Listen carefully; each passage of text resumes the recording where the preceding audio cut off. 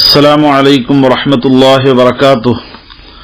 بسم الله الرحمن الرحيم. الحمد لله رب العالمين والصلاة والسلام على رسول الله وعلى آله وأصحابه وأتباعه الفائزين برضا الله ما بعد. പ്രിയമുള്ള സുഹൃത്തുക്കളെ, നോമ്പിന്റെ വിഷയങ്ങളും ഘടകങ്ങളും ആണ് നാം പറഞ്ഞത്. ഇനി നോമ്പിനേക്ക് സുന്നത്തായ ചില കാര്യങ്ങളുണ്ട്. അതിനെക്കുറിച്ചുള്ള ഒരു ലഘു വിവരണമാണ് ഉദ്ദേശിക്കുന്നത്.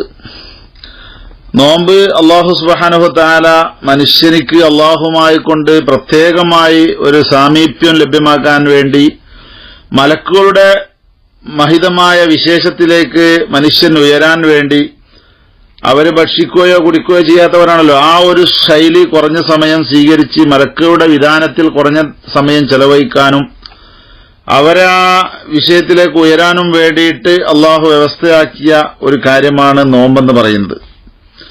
അപ്പോൾ അതിനു വേണ്ടിയിട്ട് ഒരുപാട് നിബന്ധനകൾ പാലിച്ചുകൊണ്ടായിരിക്കണം ആ നോമ്പുകൾ പുലർത്തേണ്ടത്.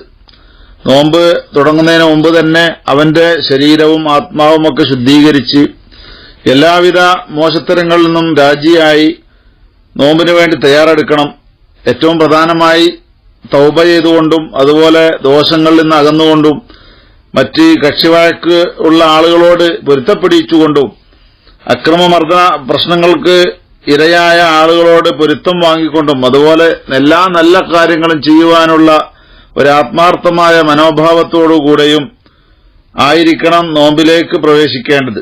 അതുപോലെ നോമ്പിൽ പ്രവേശിക്കുന്ന സമയത്ത് എല്ലാ നിലക്കും സഹായ സഹകരണങ്ങൾ എല്ലാവർക്കും ചെയ്യുക, സാമ്പത്തിക ശേഷിയില്ലാത്ത പാവങ്ങൾക്ക് സഹായിക്കാനുള്ള മാർഗങ്ങൾ നൽകുക, ജനങ്ങൾ എല്ലാവരുടെയും മനസ്സുകളിൽ സന്തോഷങ്ങൾ കടത്തിവിടുക, അവരുടെ കൂട്ടുകാരിലും കുടുംബങ്ങളിലുമൊക്കെ വളരെ താൽപര്യപൂർവ്വമുള്ള ഒരു സഹായ സഹകരണങ്ങൾ അവന്റെ പക്കൽ നിന്നുണ്ടാവുക, ബന്ധുക്കളുടെയും സന്താനങ്ങളുടെയും കുടുംബങ്ങളുടെയും കടക്കാരുടെയും വിഷയത്തിലൊക്കെ വിട്ടുവീഴ്ചയും അതുപോലെ അവർക്ക് വേണ്ടപ്പെട്ട വിഭവങ്ങളൊക്കെ എത്തിച്ചു കൊടുക്കുകയൊക്കെ ചെയ്യുക. ഇങ്ങനെ ചെയ്യുകയും അതുപോലെ ധാരാളം ദിക്റുകൾ, ഇസ്തിഗ്ഫാറുകൾ, സ്വലാത്ത് അങ്ങനെയുള്ള കാര്യങ്ങളൊക്കെ ചെയ്തുകൊണ്ടാണ് റെഡിയാവേണ്ടത്. ഇനി അങ്ങനെ റെഡിയായി നോമ്പിലേക്ക് അങ്ങോട്ട് പ്രവേശിച്ചതിന് ശേഷം പ്രത്യേകമായി അവൻ പാലിക്കേണ്ട കുറെ സുന്നത്തുകളുണ്ട്. ചുരുക്കി പറയുകയാണ്, നോമ്പ് തുറക്കുക എന്നുള്ളത് വളരെ സ്പീഡിലാക്കണം. അഥവാ ഉറൂബായി കഴിഞ്ഞ ഉടനെ തന്നെ പിന്നെ താമസിക്കാതെ നോമ്പ് തുറക്കണം. അവിടെ നിസ്കരിക്കാൻ വേണ്ടി നിൽക്കരുത്. വാങ്ക് കൊടുക്കുന്ന ആളാണെങ്കിൽ പോലും വാങ്ക് കൊടുത്തു കഴിഞ്ഞതിന് ശേഷം നോമ്പ് തുറക്കാം എന്നല്ല വെക്കേണ്ടത്. സമയമായിട്ടാണല്ലോ വാങ്ക് കൊടുക്കല്. അപ്പോൾ നോമ്പ് തുറക്കുകയാണ് ആദ്യം വേണ്ടത്. താജീലുൽ ഫിത്റാണ് വേണ്ടത്. അതുപോലെ നോമ്പ് തുറക്കുന്നത്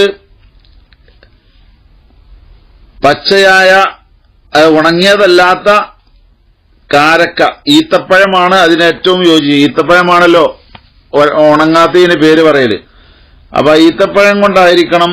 അല്ലെങ്കിൽ അത് കിട്ടിയില്ലെങ്കിൽ തമ്പ്, കാരക്ക പോലുള്ള സാധനം, അല്ലെങ്കിൽ അതൊന്നും കിട്ടിയില്ലെങ്കിൽ വെള്ളം, ഇതുകൊണ്ടായിരിക്കണം. ഇനി ഇതെല്ലാം കൂടി ഉണ്ട് എങ്കിൽ ആദ്യം കാരക്ക കൊണ്ടും പിന്നീട് വെള്ളം കൊണ്ടുമാണ് നോമ്പ് തുറക്കേണ്ടത്. പിന്നെ നിസ്കാരത്തിന് മുമ്പ് തന്നെ നോമ്പ് തുറക്കുകയാണ് വേണ്ടത്. പിന്നെ തുറക്കുന്ന സമയത്ത് പ്രത്യേകമായൊരു ദുആ ഉണ്ട്. അല്ലാഹുമ്മ ലക സുംതു അലാ റിസ്ഖിക അഫ്തർതു എന്ന ദുആ ചുരുങ്ങിയ രൂപത്തിൽ ദുആ ചെയ്യുക. വഅലാ റിസ്ഖിക അഫ്തർന വതഖബ്ബൽ മിന്നാ ഇന്നക അൻതസ് സമീഉൽ അലീം എന്ന ആ ദുആയുടെ ദീർഘമായ രൂപത്തിൽപ്പെട്ടതാണ്. പിന്നെ മറ്റൊരു സുന്നത്താണ് അത്താഴം കഴിക്കുക എന്നുള്ളത്. അത്താഴ സമയത്ത് എന്തെങ്കിലും ഒരു ലളിതമായ ഭക്ഷണമെങ്കിലും കഴിക്കൽ പ്രത്യേകമായ വളരെയധികം പ്രധാനപ്പെട്ട സുന്നത്താണ്. അത് മഹാനായ നബി സല്ലല്ലാഹു അലൈഹി വസല്ലം പ്രത്യേകമായി നിർദ്ദേശിച്ചിരുന്നു. നമ്മുടെ നോമ്പും മറ്റ് വിഭാഗക്കാരുടെ നോമ്പ് തമ്മിലൊക്കെയുള്ള പ്രധാനമായൊരു വ്യത്യാസം അവർ അത്താഴം കഴിക്കില്ല, നമ്മൾ അത്താഴം കഴിക്കും എന്നുള്ളതാണ്. അതും തന്നെ വലിയ ശാപ്പാട്ടുരാമന്മാരെ പോലെ ഭക്ഷണം കഴിക്കണമെന്നല്ല, ആ ബർക്കത്തിന് വേണ്ടി. അത്താഴത്തിൽ ബർക്കത്തുണ്ട് എന്ന് മഹാനായ റസൂലുള്ളാഹി സ്വല്ലല്ലാഹു അലൈഹി വസല്ലം തങ്ങൾ പറഞ്ഞിട്ടുണ്ട്. അത് കിട്ടാൻ വേണ്ടിയിട്ടുള്ള ഒരു കർമ്മം എന്ന നിലക്കാണ് അത്താഴം കഴിക്കേണ്ടത്. ആ അത്താഴം കഴിക്കുന്നത് തന്നെ വളരെ പിന്തിച്ചായിരിക്കണം. സുബഹി വാങ്ക് കൊടുക്കാൻ ഏകദേശം 50 ആയത്ത് ഓതാനുള്ള ഖദറുള്ള സമയം വരെ അത്താഴം പിന്തിക്കലാണ് സുന്നത്ത്. ഏകദേശം ഒരു 20 മിനിറ്റ് എന്നൊക്കെ സമയം നമുക്ക് കണക്കാക്കാവുന്നതാണ്. അങ്ങനെ അത്താഴം ബിന്ദിക്കുക എന്നുള്ളതും സുന്നത്താണ്. അതുപോലെ മറ്റുള്ള ആളുകൾക്ക് നോമ്പുതുറ സൽക്കാരം സംഘടിപ്പിക്കുക. വലിയ വിഭവസമാഹരണം നടത്തിയിട്ടൊന്നും സംഘടിപ്പിക്കാൻ കഴിയുന്നില്ല എങ്കിൽ വെള്ളം ഒരു തരിക്കഞ്ഞു കൊടുക്കാനോ, അല്ലെങ്കിൽ ഒരു കുപ്പി ഗ്ലാസ് വെള്ളമോ ഒരു ബോട്ടിൽ വെള്ളമോ കൊടുക്കാനോ, അല്ലെങ്കിൽ 3 ഈത്തപ്പഴമോ ഒരു ഈത്തപ്പഴമോ ഒക്കെ കൊടുക്കാനോ കഴിയുന്നവർ അങ്ങനെയെങ്കിലും നോമ്പുകാരനെ നോമ്പ് തുറപ്പിക്കുക എന്നുള്ളത് ഒരു പ്രധാനമായ സുന്നത്താണ്. അതുപോലെ നോമ്പിലേക്ക് പ്രവേശിക്കുന്നതിന് മുമ്പ് തന്നെ, ഫജ്റാകുന്നതിന് മുമ്പ് തന്നെ കുളിക്കുക, അതും പ്രത്യേകമായ സുന്നത്താണ്. അവന്റെ കുളി സുബഹി വാങ്കൊടുത്തതിന് ശേഷം ആയാലും കുഴപ്പമില്ല. സുബഹി നിസ്കാരം ഏതായാലും ഖളാ ആകാതെ നിസ്കരിക്കേണ്ടതാണല്ലോ, അപ്പൊ അതിനു മുമ്പ് കുളിക്കൽ ഏതായാലും നിർബന്ധമാണ്. പക്ഷെ ഫജ്റിന് മുമ്പ് തന്നെ കുളിക്കൽ സുന്നത്താണ്. അതുപോലെ മറ്റുള്ള കാര്യങ്ങൾ എന്ന് പറയുന്നത് അവന്റെ നാവ്, ഗീബത്ത്, നമീമത്ത്, കളവ്, ചീത്ത, അനാവശ്യം, അതുപോലെ തന്നെയുള്ള അനാവശ്യമായ സംസാരങ്ങൾ, ഇടപെടലുകൾ, അതിൽ നിന്നെല്ലാം അവന്റെ നാവിനെ തടഞ്ഞു വെക്കണം. അതൊരു പ്രത്യേകമായ സുന്നത്താണ്. നോമ്പിന്റെ ആത്മീയമായ ആ വശം നഷ്ടപ്പെടാതിരിക്കാൻ നാവിനെ നിയന്ത്രിക്കൽ നിർബന്ധമാണ്, പ്രത്യേകിച്ച് ഈ കാലഘട്ടത്തിൽ. അതുപോലെ അവന്റെ ശരീരങ്ങളുടെ ഓരോന്നും നിയന്ത്രിക്കണം. അവന്റെ കണ്ണുകൾ ഹറാമിലേക്ക് നോക്കുന്നതിനെ തൊട്ടും മോശമായ സാധനങ്ങൾ കാണുന്നതിനെ തൊട്ടുമൊക്കെ അവന്റെ കണ്ണിനെ അവൻ സംരക്ഷിക്കണം. അതുപോലെ മോശമായ കാര്യങ്ങൾ, ആശാസ്യമല്ലാത്ത കാര്യങ്ങൾ കേൾക്കുന്നതിനെ തൊട്ട് അവന്റെ ചെവിയെ, അവന്റെ കേൾവിയെ തടഞ്ഞു വെക്കണം. അപ്പൊ എല്ലാ അംഗങ്ങളെ കൊണ്ടും നോമ്പ് ഉടിപ്പിക്കുന്ന ഒരു നോമ്പായിരിക്കണം. എന്നാലാണ് ആ നോമ്പിന്റെ പൂർണ്ണമായ രൂപത്തിലേക്ക് എത്തുക. അതുപോലെ ഇതല്ലാത്ത അവന്റെ കൈ, കാല്, പള്ള, അവന്റെ വയറ്, അങ്ങനെയുള്ള മറ്റ് അംഗങ്ങളൊക്കെ യോജിക്കാത്ത കാര്യങ്ങളെ തൊട്ടൊക്കെ അതിനെ ഒഴിവാക്കി നിർത്തണം.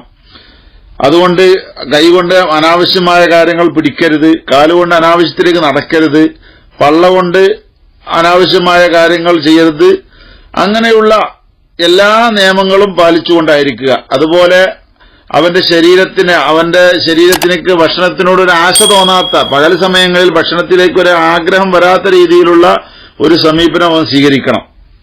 അപ്പൊ ഇങ്ങനെ ഭക്ഷണത്തോടുള്ള ഒരു വിരക്തി ഉണ്ടാക്കിയിട്ട് പാവങ്ങളുടെയും പട്ടിണി പാവങ്ങളുടെയും ദുരിതത്തിന്റെ ഒരംശം നമ്മുടെ ജീവിതത്തിൽ ആസ്വദിപ്പിക്കുക എന്ന ജഗനിയന്താവായ അള്ളാഹുവിന്റെ ഒരു തത്വം നോമ്പിൽ ഉൾക്കൊള്ളുന്നതിനാൽ ആ ഭക്ഷണത്തിലേക്കുള്ള എല്ലാവിധ ആശയും അവൻ എന്ത് ചെയ്യണം, ഈ റമളാനു ശരീഫിൽ നോമ്പിന്റെ സമയത്ത് മുറിച്ചിരിക്കണം. എന്നാൽ അതോടുകൂടെ മാത്രമേ അവന്റെ നോമ്പ് പൂർണ്ണമായ ഒരു അർത്ഥത്തിലേക്ക് എത്തുകയുള്ളൂ. അതുപോലെ റമളാനിൽ പ്രത്യേകമായി സുന്നത്തായി പറഞ്ഞിട്ടുള്ളത് സദക്ക വർദ്ധിപ്പിക്കുക, അതുമായ ഖൈറായ കാര്യങ്ങൾ, സൽക്കർമ്മങ്ങളായിട്ട് എന്തൊക്കെയുണ്ടോ അതെല്ലാം കുടുംബങ്ങൾക്കും ബന്ധപ്പെട്ടവർക്കും ഒക്കെ വിശാലമായി ഭക്ഷണം കൊടുക്കാനുള്ള സംവിധാനം ഉണ്ടാക്കുക. കുടുംബങ്ങൾക്കും അയൽവാസികൾക്കും ഒക്കെ കഴിവിന്റെ പരമാവധി സഹായ സഹകരണങ്ങൾ ചെയ്യുക. ഇതൊക്കെ ഏറ്റവും പ്രധാനമായ റമളാനിന്റെ തന്നെ സ്പെഷ്യലായി സുന്നത്തുകളിൽ, നോമ്പിന്റെ തന്നെ സുന്നത്തുകളിൽ പ്രത്യേകമായി എണ്ണപ്പെട്ടതാണ്. പിന്നെ മറ്റൊരു കാര്യം, റമളാൻ എന്ന് പറയുന്നത് ഖുർആനിന്റെ മാസമാണല്ലോ. ആ മാസത്തിൽ ഖുർആൻ എത്രമാത്രം വർദ്ധിച്ച രീതിയിൽ ഖത്മ് തീർക്കാൻ കഴിയുമോ അതെല്ലാം ഓതുക, അതും പ്രധാനമായ സുന്നത്താണ്. മറ്റ് ഖുർആൻ ഓതലല്ലാത്ത മറ്റ് അദ്കാറുകൾ, ദിക്റുകൾ, തസ്ബീഹുകൾ അതെല്ലാം വർദ്ധിപ്പിക്കുക എന്നുള്ളതും റമളാനിൽ പ്രത്യേകമായി ചെയ്യേണ്ട സുന്നത്തുകളായി ആ കൂട്ടത്തിൽ എണ്ണിയതാണ്. പിന്നെ പരമാവധി പള്ളിയിൽ ചെലവഴിക്കുക, പ്രത്യേകിച്ച് ആണുങ്ങൾ പള്ളിയിൽ തന്നെ സമയം മുഴുവനും, അവസാന 10 നിർബന്ധമായിട്ടും പള്ളിയിൽ തന്നെ ഇഅ്തികാഫ് ഇരിക്കാൻ പറ്റുന്ന, സ്ഥിരമായി ഇഅ്തികാഫിന്റെ നിയത്തോടുകൂടെ പള്ളിയിൽ താമസിക്കാൻ പറ്റുന്ന ഒരവസ്ഥയിലേക്ക് എല്ലാവരും ഉയരുക. ഇങ്ങനെ ഓരോന്നോരോന്ന് വിശദീകരിച്ചാൽ ദീർഘമായി പോകുമെന്ന് വിചാരിച്ചിട്ടാണ് ഒക്കെ ആ വാക്യങ്ങൾ മാത്രം പറഞ്ഞുകൊണ്ട് പോകുന്നത്. ഈ പറയപ്പെട്ട കാര്യങ്ങളെല്ലാം പ്രത്യേകമായി ചെയ്യൽ റമളാനിന്റെ സുന്നത്തുകളാണ്. എണ്ണുകയാണെങ്കിൽ ഒരു 10-17 സുന്നത്തുകൾ ഏറ്റവും ചുരുങ്ങിയ രീതിയിൽ എണ്ണാനുണ്ട്, ഈ എണ്ണിയ സുന്നത്തുകൾ കണക്ക് കൂട്ടി നോക്കിയാൽ. അപ്പൊ ഇങ്ങനെ ഈ സുന്നത്തുകളൊക്കെ പാലിച്ചുകൊണ്ടുള്ള ഒരു നോമ്പ് നോക്കാൻ കഴിഞ്ഞിട്ടുണ്ട് എങ്കിൽ അവന്റെ നോമ്പിന് നല്ല ആത്മീയമായ വശം ഉൾക്കൊണ്ടൊരു നോമ്പായി തീരും. അല്ല സാധാരണഗതിയിൽ നോമ്പുകാരനാണ് എന്ന് പറഞ്ഞു നടക്കുക, അതുപോലെ വേണ്ടാത്ത രീതിയിൽ സംസാരങ്ങളും ഹറാമിലേക്ക് നോട്ടവും ഹറാമായ കാര്യങ്ങൾ കേൾക്കുകയും, അതുപോലെ അവന്റെ ജീവിതത്തിൽ അതുവരെ ഉണ്ടായിരുന്ന തോന്നിവാസത്തിനും ഇച്ഛകൾക്കുമെല്ലാം ഒരു നിയന്ത്രണവും വരുത്താതെ പഴയകാല അവസ്ഥയിൽ തന്നെ അവൻ റമളാനിലും മുന്നോട്ടു പോകുന്നു എങ്കിൽ അവന്റെ നോമ്പിന് ഒരു ആത്മീയമായ വശം കൈവന്നിട്ടില്ല, റമളാൻ ഷരീഫിൽ അവന്റെ ജീവിതത്തിൽ ഒരു പരിവർത്തനം സൃഷ്ടിക്കുവാൻ അവൻ ഉദ്ദേശിച്ചിട്ടില്ല എന്നെല്ലാം അതിന്ന് മനസ്സിലാകുന്നു എന്നാണ് വ്യക്തമാകുന്നത്. അപ്പൊ റമളാൻ അള്ളാഹുവിന് വേണ്ടി സമർപ്പിക്കാൻ ഉദ്ദേശിച്ച ആളുണ്ടെങ്കിൽ റമളാനിന്റെ ഫറലായ ഘടകങ്ങൾ സൂക്ഷിക്കലോടുകൂടെ ഈ പറയപ്പെട്ട സുന്നത്തുകളൊക്കെ പരമാവധി അവനെക്കൊണ്ട് കഴിയുന്ന രീതിയിൽ ഈ സുന്നത്തുകളൊക്കെ പാലിക്കാനുള്ള എല്ലാ മാർഗങ്ങളും എല്ലാ രീതികളും അവൻ സ്വീകരിക്കണം.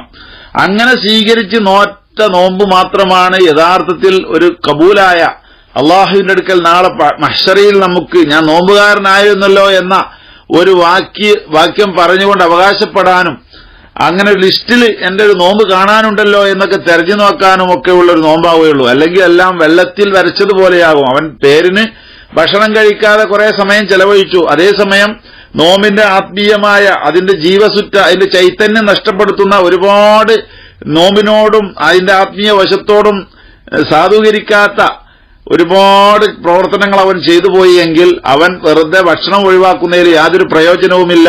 അവന്റെ എല്ലാ അംഗങ്ങളും നോമ്പിൽ പങ്കെടുത്തുകൊണ്ട് എല്ലാത്തിനും ഒരു അടക്കവും ഒതുക്കവും നൽകുന്ന ഒരു സമീപനം നോമ്പിലൂടെ ഉണ്ടായിത്തീരണം, റമളാനിൽ പ്രത്യേകിച്ചും ഉണ്ടായിത്തീരണം എന്ന അള്ളാഹുവിന്റെ ആ തീരുമാനത്തിന് വിധേയമായിക്കൊണ്ട് റമളാനിൽ അർത്ഥപൂരിതമായ ഒരു നോമ്പ് ആ സുന്നത്തും അതുപോലെ അതിന്റെ മഹത്വങ്ങളും അതിന്റെ എല്ലാവിധ നാനാവശങ്ങളും സൂക്ഷിച്ചുകൊണ്ടുള്ള ആ നോമ്പിന്റെ ചൈതന്യത്തിലേക്ക് എടുത്തിക്കളയുന്ന എല്ലാവിധ വിഷയങ്ങളോടും രാജിയായിക്കൊണ്ടുള്ള ഒരു പൂർണ്ണാർത്ഥത്തിലുള്ള നോമ്പ്, ആ നോമ്പ് നോറ്റെങ്കിൽ മാത്രമാണ് അല്ലാഹു സുബ്ഹാനഹു വ തആല നമ്മോട് നോൽക്കാൻ വേണ്ടി നിർദ്ദേശിക്കപ്പെട്ട നോമ്പ് അഥവാ ഇസ്ലാമിന്റെ ഫർളായ നോമ്പ് നാം നിർവഹിച്ചവരാവുകയുള്ളൂ. കേവലം ഒരു നോമ്പ് അത്താഴം വഹിക്കുന്നു, അങ്ങനെ കുറച്ച് ഭക്ഷണം കഴിക്കുന്നു, പിന്നെ അടുത്ത നോമ്പ് തുറക്കുന്ന സമയത്ത് നോമ്പ് തുറക്കുന്നു, അതിന്റെ ഇടയിൽ അവന്റെ സാധാരണ ജീവിതത്തിലുള്ള പ്രശ്നങ്ങൾക്കും കാര്യങ്ങൾക്കും ഒരു മാറ്റവുമില്ലാതെ തുടരുന്നു എങ്കിൽ അവൻ ഭക്ഷണം ഉപേക്ഷിച്ചതുകൊണ്ട് യാതൊരു പ്രയോജനവുമില്ല, അവൻ വെറുതെ പട്ടിണി കിടന്നു എന്നല്ലാതെ ഒന്നും അവൻ നേടാൻ പോകുന്നില്ല എന്ന് മഹാനായ നബി സല്ലല്ലാഹു അലൈഹി വസല്ലം തങ്ങൾ തന്നെ ഹദീസുകളിലൂടെ നമ്മെ പഠിപ്പിച്ചിട്ടുണ്ട്. അപ്പോ ആ നിയമങ്ങൾ പാലിക്കുന്ന ഒരു നോമ്പായി നമ്മുടെ നോമ്പ് മാറണം. അതിന് ഈ പറയപ്പെട്ട സുന്നത്തുകൾ അതിന്റെ അർത്ഥതലങ്ങൾ ഉൾക്കൊണ്ടുകൊണ്ട് തന്നെ പുലർത്തണം. ഇത് വളരെ ഷോർട്ടാക്കി നമ്മൾ പറഞ്ഞതാണ്. 17 സുന്നത്തുകൾ എണ്ണിയിട്ടുണ്ട്. ചുരുങ്ങിയത് ആ സുന്നത്തുകളെങ്കിലും ലളിതമായ രീതിയിലെങ്കിലും നമ്മൾ ഉൾക്കൊണ്ടുകൊണ്ട് ആ നോമ്പിനെ സമ്പൂർണമായ ഒരു സ്വഭാവത്തിലേക്ക് ഉയർത്താൻ, ഒരു ശൈലിയിലേക്ക് ഉയർത്താൻ നമ്മൾ തയ്യാറാകണം. അല്ലാഹു സുബ്ഹാനഹു വ തആല അത്തരം ഒരു നോമ്പ് നോൽക്കുന്ന സജ്ജനങ്ങളിൽ നാം എല്ലാവരെയും ഉൾപ്പെടുത്തുമാറാവട്ടെ.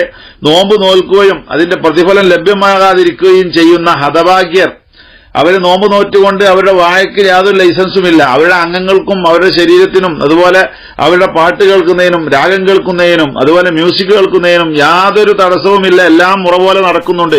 അങ്ങനെ ഒരു നോമ്പ് അവനിക്ക് വള്ള സഹിച്ചുകൊണ്ടൊരു നോമ്പ് നോൽക്കുന്നുണ്ട്. അങ്ങനെയുള്ള നോമ്പ് കൊണ്ട് പ്രയോജനമില്ല. അത്തരം അർത്ഥമില്ലാത്ത ചൈതന്യമില്ലാത്ത നിരർത്ഥകമായ നോമ്പിനെ തൊട്ട് അള്ളാഹു നമ്മുടെ നോമ്പ് പരമപരിശുദ്ധമാക്കുമാറാവട്ടെ.